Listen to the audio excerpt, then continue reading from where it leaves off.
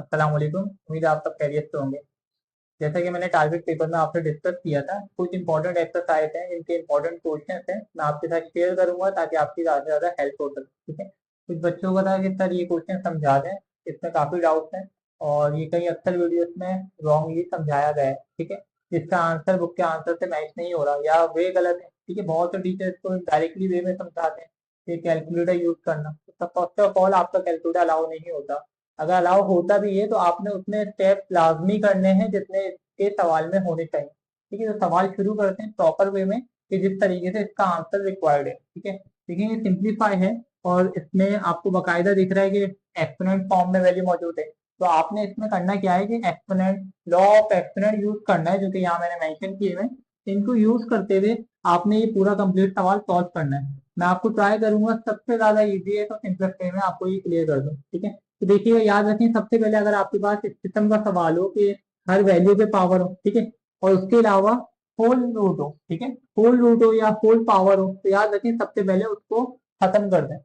Root कैसे खत्म होता है, तो आपको पता है रूट की वैल्यू बराबर होती है पावर 1/2 के। ठीक है, अब ये होल रूट है तो दैट मीन 1/2 तीनों पे अप्लाई होगा। तो हम सबसे पहले फर्स्ट ऑफ ऑल सारी वैल्यूज पे 1/2 पावर अप्लाई कर देंगे। ठीक है, तो 2/3 multiply by power 1/2 dot 125 2 multiply 1/2 and then नीचे 0.04 पावर -3 और मल्टीप्लाई बाय 1/2। ठीक है, हमने सिंपल क्या किया, जो रूट था रूट की वैल्यू बराबर होती है 1/2 और रूट सब पे था तो मैंने सब पे पावर 1/2 अप्लाई कर दी। ठीक है, हमने थोड़ा शॉर्ट वे में किया है और ये एक्सेप्टेबल। ठीक है, अब देखें इसके बाद क्या हो रहा है, पावर से पावर कैंसिल करते हैं, जहाँ कैंसिलेशन हो रही है तो देखें यहाँ फ्रैक्शन का रूल लग रहा है, जब दो फ्रैक्शन मल्टीप्लाई होते हैं तो क्रॉस कैंसिलेशन करते हैं। यहाँ 2 से 2 कैंसिल, यहाँ भी 2 से 2 कैंसिल, यहाँ कैंसिलेशन पॉसिबल नहीं है। ठीक है, तो देखिएगा यहाँ पे क्या बचा हमारे पास, 2 कैंसिल हो गया, 1 है, 1 एंड 3 तो यहाँ पे 1/3 बचा और बेस क्या है हमारे पास 216। तो आप इसी स्टेप से याद रखें कि हमारे पास वैल्यू अगर बड़ी हो और उसके ऊपर पावर हो तो आप क्या करेंगे, उस वैल्यू को प्राइम फैक्टर की हेल्प से ब्रेक करेंगे। ठीक है, तो कैसे करेंगे, बहुत इजी वे है। आप यहाँ रफर पे आइएगा, 216। ठीक है, इसको आप प्राइम नंबर से स्टार्ट करिएगा, सबसे लीस्ट प्राइम नंबर 2 होता है तो 2 से स्टार्ट कीजिएगा, डिवाइड करना 2 2 की डेल में 1 नहीं आता तो 2 नंबर एक साथ लेंगे, जब 2 नंबर एक साथ लेते हैं तो 0 बढ़ाते हैं। 2 की डेल में 16 कब आता है, 8 2 8 16। ठीक है, 2 5 10 2 4 8 2 2 4 1 कैरी दे देंगे, 2 7 14। ठीक है, 2 की डेल में 5 नहीं आता, फिर छोटा 4 आता है, 1 बच्चा कैरी दिया, देन 2 7 14। देन 2 की डेल में 27 नहीं आता तो नेक्स्ट प्राइम नंबर पे मूव करेंगे, तो 2 के बाद नेक्स्ट प्राइम नंबर क्या आता है, 3, देन 5, देन 7। इसी तरीके से टू ऑन मूव होगा। तो 3 अभी 3 9 27, 3 3 9 एंड 3 1 3। अब ब्रेक कैसे होगा, आप ये देखें 216 में 2 कितने टाइम्स आया, 3 टाइम्स एंड 3 आया 3 टाइम्स। तो आप यहाँ पे आए और यहाँ लिख दें कि 2 की पावर 3 डॉट 3 की पावर 3, क्योंकि 2 भी 3 टाइम्स है, 3 भी 3 टाइम्स है और इसके ऊपर पावर है हमारे पास 1/3। देन 125 से आप इसको भी ब्रेक कर दें। अब आपको पता है 125 बराबर होता है 5 की पावर 3 के। ठीक है, 125 5 की पावर 3 के होता है। आप चाहें इसको करें, मैंने डायरेक्टली इसको लिखा है अभी। देन 0.04 है और उसके ऊपर पावर है -3/2।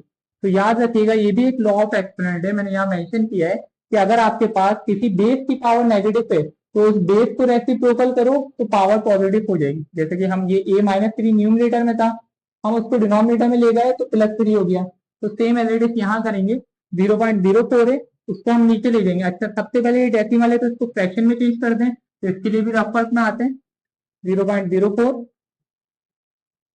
0.04, आपको पता है पॉइंट हटाओ, डिवाइड में 1 लगाओ, पॉइंट के बाद 2 नंबर है तो 2 0 डिनोमिनेटर में ऐड कर दो, ये 4/100 हो गया। अब आप यहाँ कैंसिल कर सकते हो, अगर ये सेम टेबल से कट हो रहा है, 4 1 4 4 25 100, तो ये हो गया 1/25। आप यहाँ आए और यहाँ लिख दें इसके बदले 1/25 और माइनस का 3/2।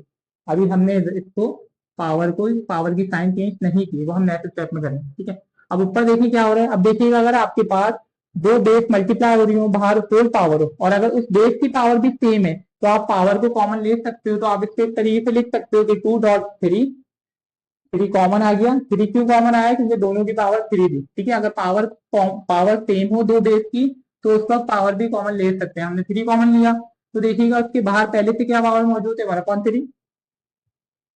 तो यहाँ 3 से 3 कैंसिल हो जाएगा। ठीक है, देन आपके पास 5 की पावर 3 है, एज इट इज जाएगा।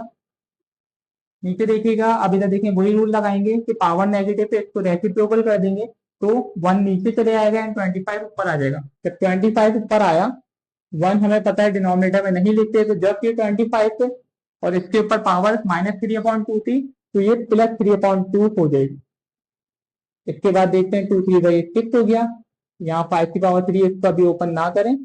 अब इधर देखेंगे 25 किसके बराबर होता है, तो 25 बराबर होता है 5 की पावर 2 के। ये भी समझिए प्राइम फैक्टर की हेल्प से निकला है।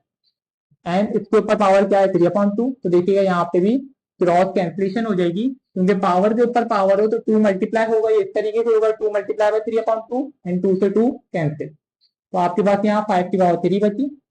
6 डॉट 5 की पावर 3 डिवाइड बाय 5 की पावर 3। तो यहाँ 5 की पावर 3 से 5 की पावर 3 कैंसिल हुई, तो आपके पास फाइनल आंसर 6 आया। तो ये इसका सबसे इजीएस्ट और सिंपलेस्ट वे था। इंशाल्लाह आपको अच्छा लगा और समझ में आ गया होगा। तो कमेंट कीजिएगा, अभी भी कोई डाउट हो आपको तो इंशाल्लाह कमेंट में बात करें।